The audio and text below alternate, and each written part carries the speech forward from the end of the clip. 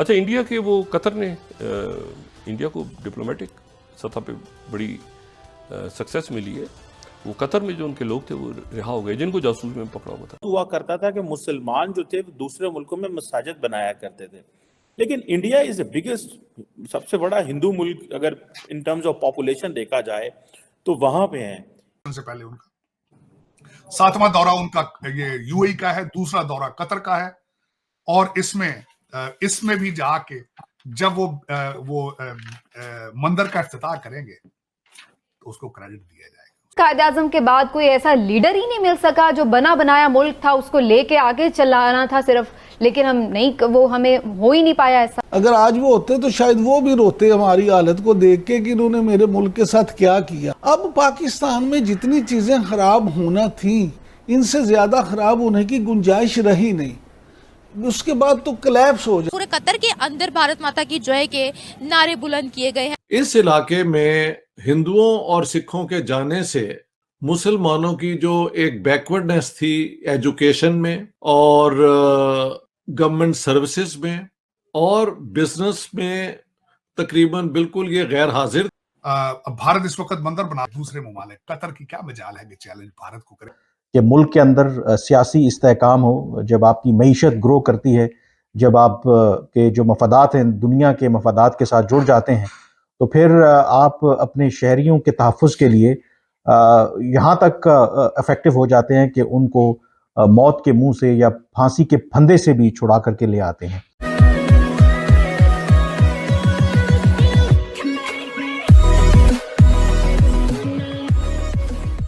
नमस्कार दोस्तों, अब पाकिस्तानी मीडिया में डिस्कस हो रहा है कि भाई देखिए अबू धाबी में मंदिर हो गया, ठीक है, कतर में भी मंदिर हो सकता है, क्योंकि सारे कंट्रीज को पता है कि भाई अब हमें जो है ना वो इंडिया की ज़रूरत पड़ने वाली है। अब तक ऐसा था कि भाई वो जो ऑयल हमें एक्सपोर्ट करते थे, हम जो वहाँ से इंपोर्ट करते थे, उसके डर के हिसाब से हम इजराइल को सपोर्ट नहीं कर पाते थे, या फिर खुलकर ये अरब कंट्रीज के साथ बोल भी नहीं पाते थे कि भाई आप ये करिए ये ना करिए, क्योंकि हमारी मजबूरी थी। लेकिन अब जो दुनिया है ना वो ईवी पर आना शुरू हो चुकी है, और उनको भी पता है कि 10-15 सालों के अंदर अंदर अच्छा खासा परसेंटेज जो है वो ऑयल की डिपेंडेंसी ख़त्म करके दूसरी जगह पर चला जाएगा। तो अब इन सारे कंट्रीज़ को पता है कि अब इंडिया के साथ रिलेशन मेंटेन रखने पड़ेंगे, अदरवाइज़ हमारी सिचुएशन बहुत ही ख़राब हो जाएगी। बात दरअसल यहाँ पर यही है कि भाई अब जो है ना ये सारे कंट्रीज़ इंडिया को, इंडियंस को मतलब कि अवगत करेंगे कि आप यहाँ पर आइए, काम करिए, आपके मंदिर बनाइए। और यहाँ पर चीमा को तो ऐसा लग रहा है कि भाई इंडियंस जो है, मतलब हिंदू जो है, वो अपना पावर दिखा रहे हैं अलग अलग जगह पर मंदिर बनाकर। जैसे कि हो गया अमेरिका के कई सारे स्टेट्स में मंदिर है, बड़े बड़े मंदिर है, BAPS के मंदिर है। अब हो भी क्यों ना, क्योंकि इंडियंस सिर्फ ऐसा नहीं कि ग्रोथ में ही मतलब विश्वास रखते हैं, रिलीजियस भी है। इसी के साथ ये वीडियो शुरू करता है। और हाँ दोस्तों, साथ में एक और चीज़, हमें सुपर थैंक्स के जरिए मदद करना ना भूलें। हुआ करता था कि मुसलमान जो थे वो दूसरे मुल्कों में मसाजिद बनाया करते थे, लेकिन इंडिया इज द बिगेस्ट, सबसे बड़ा हिंदू मुल्क अगर इन टर्म्स ऑफ पॉपुलेशन देखा जाए तो वहां पे है।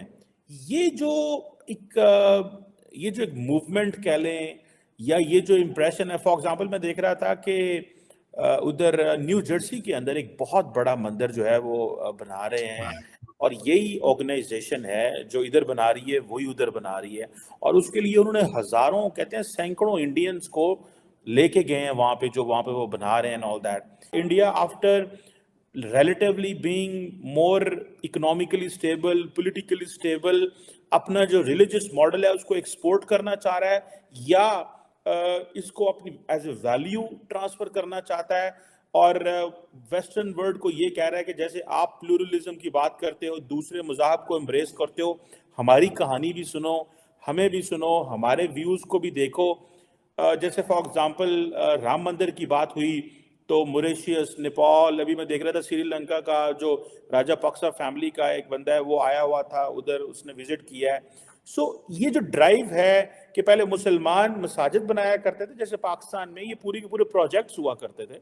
डू यू थिंक कि ये एक उस तर्ज के ऊपर एक सोच है, they want to export religion, Hinduism abroad, या आप how would you define this ये जो एस्पेक्ट है प्राइम मिनिस्टर मोदी पहुंचे हैं मिडल ईस्ट, यूएई। एक और बड़ी डेवलपमेंट ये है कि तार साहब आपने ये कहा था, मुझे याद है मेरे शो पे ही कहा था कि इंडिया जो है वो कतर से अपने जो फॉर्मर रिटायर्ड नेवी ऑफिशियल्स हैं वो छुड़वा लेगा। How do you see these developments particularly for prime minister Modi's politics? Cheema साहब, मैं बल्कि आज ना सिर्फ इस हवाले से भी बल्कि अपने देखने वालों से मैं आज क्रेडिट लेना चाहूंगा कि मैंने ना सिर्फ इसकी पेशगोई की थी कि कतर छोड़ेगा इन लोगों को, ऐसी कोई बड़ी बात नहीं कि चीमा साहब मैं वॉशिंगटन डीसी को देख रहा हूँ इस वक्त, और I am sitting in Washington DC, और मैं इन्फ्लुएंस देख रहा हूँ डायस्पोरा का, भारत की इकोनॉमी का, उनकी साइंटिफिक अचीवमेंट्स का, उनके कंट्री के अंदर लॉ एंड ऑर्डर का बेहतर होना, चाइना का नीचे जाना, और ओबामा की वीक फॉरेन पॉलिसी को जब मैं देखता हूं तो मुझे इंडिया बहुत स्ट्रांग नजर आता है, बहुत स्ट्रांग है। और बाकी इसमें कोई शक नहीं है कि इस वक्त वॉशिंगटन डीसी के अंदर यहूदी लॉबी के बाद दूसरी स्ट्रांगेस्ट लॉबी, बल्कि मैं ये शायद ये भी कहने में मुबालगा राय नहीं होगी कि हो सकता है कि इंडियन लॉबी इजराइल की लॉबी, यहूदी लॉबी से भी आगे जा चुकी है। चीमा साहब, दो चीजें होती हैं, ये उनके बगैर नहीं हो सकता। एक तो आपके पास ताकत हो और दूसरा पैसा हो आपके पास। पहले मुसलमान जो थे वो ताकत में थे, जहां जाते थे लूट मार भी करते थे, फिर मस्जिदें भी बनाते थे, सारा कुछ करते थे साथ। फिर उसके बाद आपने मजहब को कारोबार बनाया। भारत इस वक्त बंदर बना दूसरे ममालिक, कतर की क्या मजाल है कि चैलेंज भारत को करे टुडे। अब उसमें जो बात ये मैं बताना चाहूंगा, 7वां ट्रिप है इनका यूएई का, मोदी साहब का, और दूसरा बाप मंदिर का। और मैं ये एक और यहां ये बताना चाहूंगा, ये इलेक्शन कैंपेन का भी एक हिस्सा, इसको उस एंगल से भी देखा जा सकता है। जब यहाँ पे अयोध्या का बना है, साथ यहाँ न्यू जर्सी के अंदर ये बाप वालों का मंदिर यहां भी बना था न्यू जर्सी के अंदर, 27 एकड़ जमीन के ऊपर जो कि गिफ्ट की गई थी, उसके ऊपर वो मंदिर बना है। 27 एकड़ लैंड के ऊपर अबू धाबी के अंदर जो है, यूएई के अंदर जो बन रहा है। अब उसमें जो वो तो चलो मंदिर की बात तो बाद में करते हैं, लेकिन इस वक्त जो लोग किस एंगल से बातें कर रहे हैं कि इन 8 सेलर्स को छोड़ा क्यों गया है, इसके पीछे अवामल क्या है? अवामल ये है कि इनके पीछे सबसे बड़ा ट्रेड है इस वक्त, जो आज जो मैं वो एग्जैक्टली आपको लफ्ज भी बताता हूं कि इस वक्त कहते हैं ट्रेड, डायस्पोरा प्रॉफिट और सिविलियन अवार्ड और पॉपुलैरिटी ऑफ मोदी ग्रिप उस एरिया के अंदर। 7 मुल्कों ने हाईएस्ट सिविलियन अवार्ड मोदी साहब को पहले उस एरिया से दे चुके हैं। 9 मिलियन से ज्यादा इंडियन डायस्पोरा वहां पे इन स्टेट्स के अंदर मौजूद है। जब भारतीय हुकूमत ने इतनी बड़ी सिफारती कामयाबी हासिल की है कि दोनों ममालिक जो अपने ताल्लुकात को बेहतर करने के लिए इनिशिएटिव्स का ऐलान करें, और 14 फरवरी का जो इंतखाब है, इंटरेस्टिंगली सोशल मीडिया के ऊपर भी उसका जिक्र किया जा रहा था।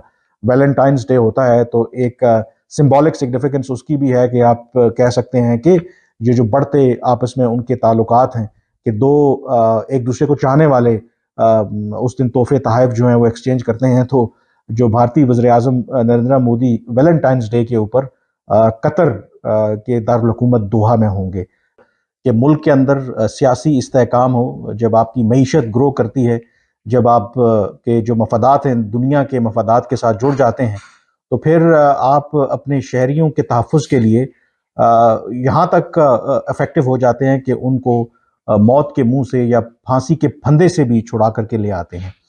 अगर हम सीखना चाहें तो हमारे लिए बहुत कुछ है, लेकिन अफसोस के साथ कहना पड़ता है कि जो इस वक्त हमारी सूरत हाल है, जो अंदरूनी मसाइल हैं, आई डोंट थिंक सो कि हम in the near future we will be in a position कि जहाँ पर हम इस तरीके से जो अपना इन्फ्लुएंस है वो एक्सरसाइज कर सकते हैं। हमारे यहाँ तो अगर कोई इन ममालिक के अंदर कोई एक आम शहरी पाकिस्तानी जो है बेचारा वहाँ पर उसकी डेथ हो जाए, उसकी मैयत को वापस लाना एक इतना बड़ा चैलेंज होता है। छोटे छोटे जराइम के ऊपर जो लोग इन ममालिक में कैद होते हैं उनको छुड़वाना एक बहुत बड़ा चैलेंज होता है। तो ये तो ऑल टुगेदर एक डिफरेंट केस था कि उनके 8 भारतीय नेवी के एहलकार जासूसी के इल्ज़ाम में वो डिटेन हो, उनको सजाए मौत दी गई हो, और फिर कतर जो है वो उनको रिहा कर दे। तो इसमें हमारे लिए बहुत कुछ है सीख।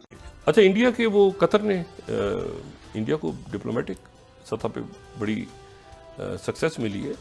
वो कतर में जो उनके लोग थे वो रिहा हो गए, जिनको जासूस में पकड़ा हुआ था कतर, वो उनको डिप्लोमेटिकली बड़ी एक अच्छी आप समझें कि उनके लिए खबर है।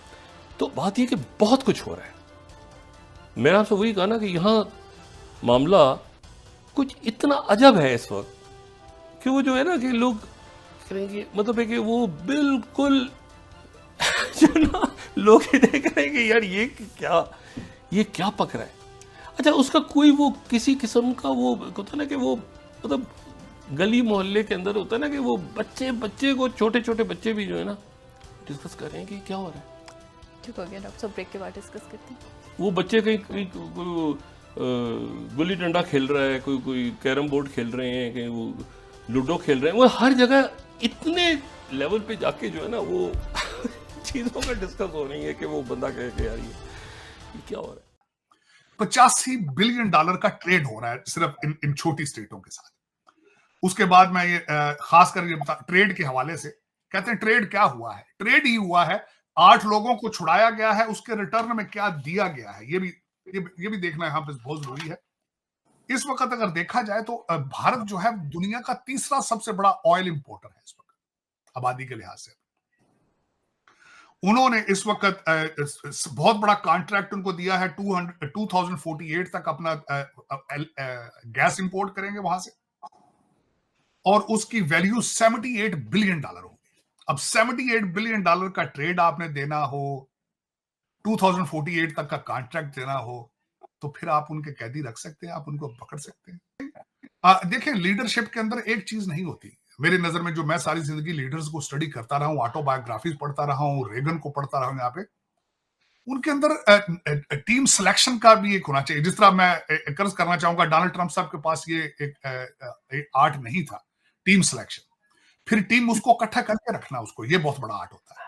फिर उसके बाद ये होता है कि ये सारी चीजें मैं जो देख रहा हूं मोदी साहब के अंदर है, उनको मौजूद, उन्हें पता है ग्रास रूट से नीचे से ऊपर आए हैं वो, उन्हें पता है how to control the system, और system is under his control right now.